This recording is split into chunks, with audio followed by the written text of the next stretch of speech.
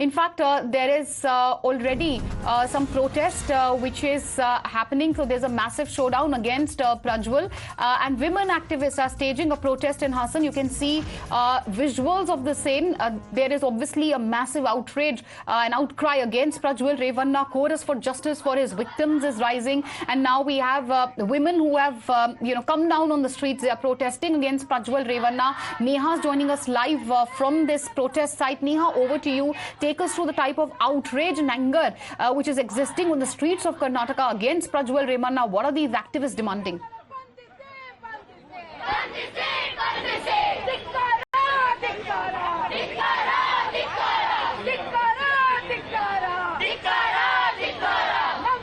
Well, yes, in fact, the anger of the people in the state of Karnataka is quite evident now. It's out in the open here on the streets. You have people now protesting in Hassan district of Karnataka, the stronghold of the Deve Gowda family. Remember, several of the crimes that reportedly were perpetrated now by Prajwal Revanna have taken place in Hassan, and which is why we're seeing today the massive crowd, in fact, that's gathered here today to stage a protest here demanding that he be arrested at the earliest. Remember, it's been nearly about a month now since we saw Prajwal Revanna, in fact, leaving the country, and now, of course, we're picking up that he is set to be returning tonight. However, of course, as far as his return is concerned at this point, the authorities are investigating on one hand, but all of these women, all of these activists, everybody who's gathered here today has primarily gathered here with one reason. In fact, we'll try and speak to a couple of people here who've gathered, at the protest right now.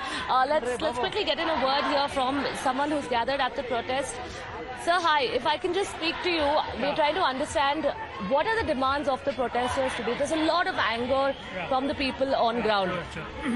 Actually, main demands are to arrest him immediately and take legal action, proper legal action immediately, without giving him any bail.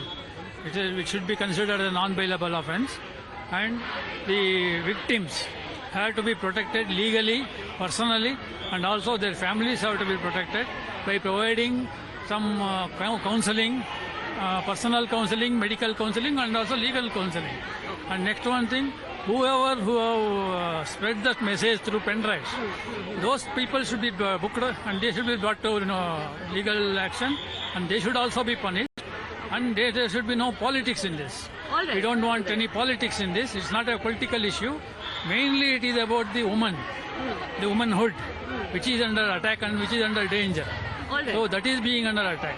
Okay. And what we are fighting is the patriarchal values of the society.